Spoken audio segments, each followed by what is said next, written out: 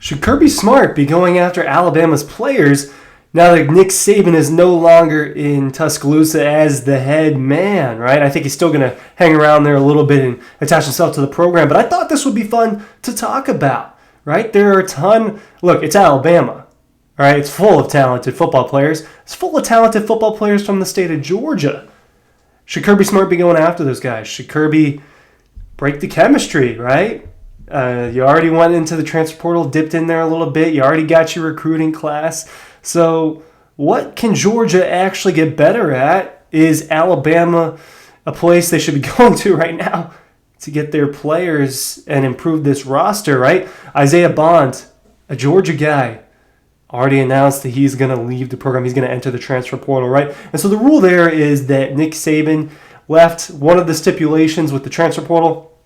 Obviously, there are certain windows when you can and can't enter it. Well, a coach being fired or a coach leaving is one of the exceptions for that, right? And so now I believe it's about a month.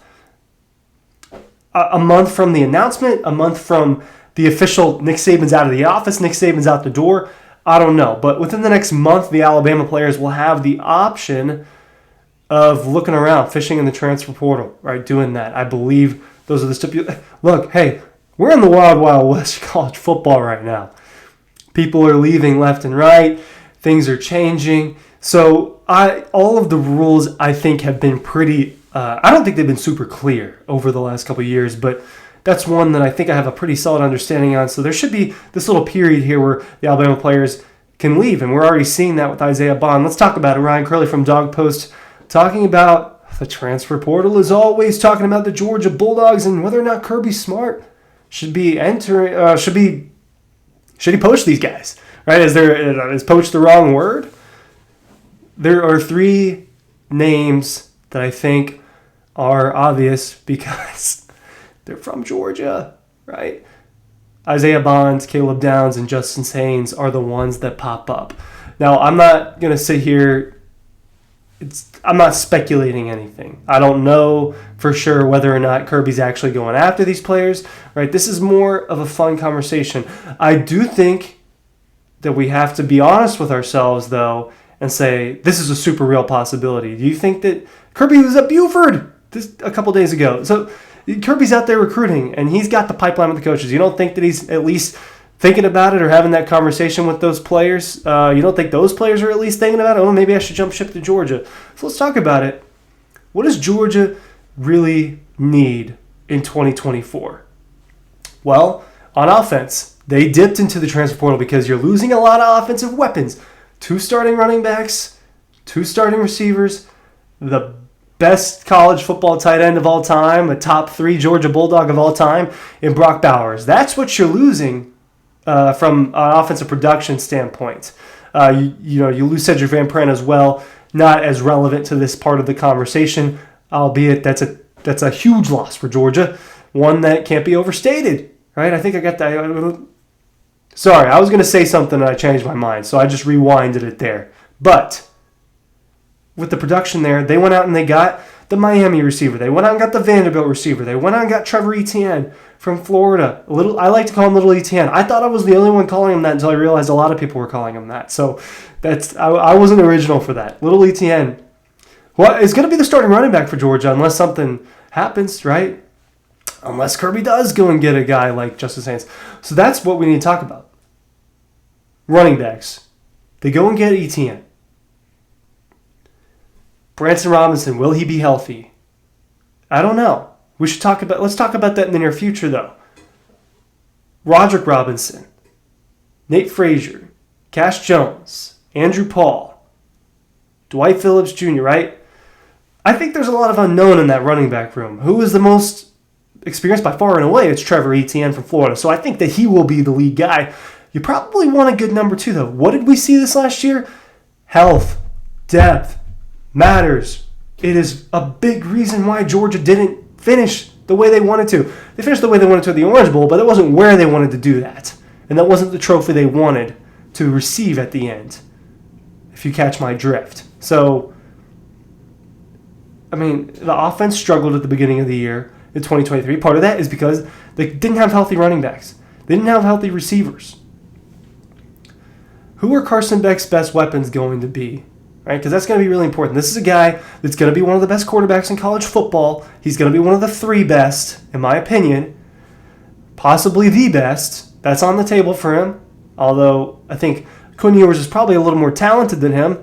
Doesn't mean he's a better quarterback. We'll see how that goes.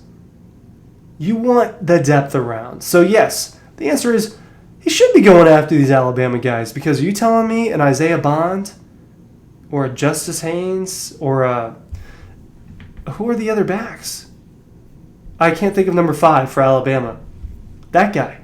Guys like that. Are you telling me that they wouldn't make an impact at Georgia? Because what we saw last year was really for the most part, no Milton, no Edwards in those first 2 games. It's just they were... Milton played and he was a shell of himself. And you saw that how the offense can struggle without that. You saw how the offense does not struggle when they're at full strength later on in the year. So I think when you think about a guy like Isaiah Bond at Alabama, who torched Georgia a little bit, right? I know that one catch was questionable, and but he got the game winner against Bama. I don't need to go through and talk about specific plays. You've seen Isaiah Bond play football. So yes, the answer is he would be probably the best weapon on offense next season. I don't know if that's an understatement. I don't know. I don't think that's an exaggeration either. I think that he would be the best offensive weapon on Georgia's team next year. And I think it's really important to have weapons around Carson Beck. I do. He's a good quarterback who needs to get the ball to really good players. And he's got that in Dominic Lovett and Ra Thomas and London Humphries, Kobe Young. I think that those guys are going to be really good. Do they have a true superstar, though? They've had that the last couple of years with Brock Bowers. They had that before with George Pickens. They've had that with running backs. Superstars very much help you win national championships. So I do think that those Bama players that they could bring over have that superstar potential. Let's talk about Caleb Downs a little bit. Now, here's what I want to say this too first before I talk about Caleb Downs. I don't know that any of these are going to actually happen. These are hypotheticals, and I'm really just talking about it. But you add a guy like that on defense. I mean, you go and you add they've got all sorts. I'm looking at their depth. I mean, they had all sorts of just studs that they've recruited over the last couple of years. And those are the names that are being obviously talked about in terms of Georgia because they're Georgia guys. But you put it Downs next to Starks next year, we're not sure who's going to be the safety next to Malachi Starks right now. Let's map out the secondary. Bullard's gone. Starks. So you got to replace this spot. On the outside corners, you got to replace Lassiter. And I think it'll be Julian Humphrey and Dalen Everett. But then here you got to replace, and then you got to replace that star position in between, which was Tyke Smith. I believe that'll be Jonell Aguero, a true freshman from this past season for Georgia, a guy that they really like at that spot, a guy that's super athletic, more athletic than Tyke Smith. So I'm interested to see how that goes. How do they shake it out? So I do think there's an open spot at that safety position. So yes, that's an obvious answer. Georgia should be going after those players. What is the downside of going after players like this? Well, you already roped in your number one class. I think that a lot of these, look, every single big-time class, and obviously Georgia brings in a big-time class every year, they should make an impact at some point in their careers. I think people are expecting players in this 2024 class to make an instant impact, and maybe that will be the case. It's a deep secondary class, and Georgia obviously has some starting spots open in the secondary, but we shouldn't expect freshmen, whether it be KJ Bolden or Ellis Robinson or Nate Frazier, whoever it is that you feel is the freshman that should be coming in and make the impact, temper your expectations, right? We don't know what they are at the college level yet. So bringing in someone that has grown and established himself in a secondary spot that Will Muschamp, Kirby Smart, and the reason I said is because I was blanking on who the new DB coach's name is.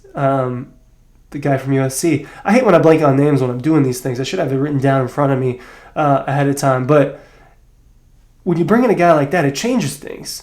And imagine a Caleb Downs, Malachi Starks safety duo. It would be the best in the league. It was already the best in the league last year with Javon Bullard and Malachi Starks. you bring in another young guy like that who would make an instant impact for Georgia? The answer is yes. Kirby Smart is talking to these guys. It'd be ridiculous if he wasn't. Should he, though? Should he break that chemistry? Do they already have the scholarship guys they want figured out? That's the question at this point. Because this wasn't something... obviously, Kirby probably knew a lot more than us about whether or not Nick Saban was going to retire or not. But you can't, until that thing actually happens, you can't be prepared for that. You can't bank on your scholarship numbers on whether or not someone's going to get fired and you're going to go after their players. It's just not how it works. So thanks for listening to my discussion about this. I'm linking the newsletter for Dawg Post down below. Make sure you're checking that out. It's free, and you could be an elite Georgia fan by being signed up for the Dawg Post newsletter and getting info in your inbox every single day. Thank you for watching.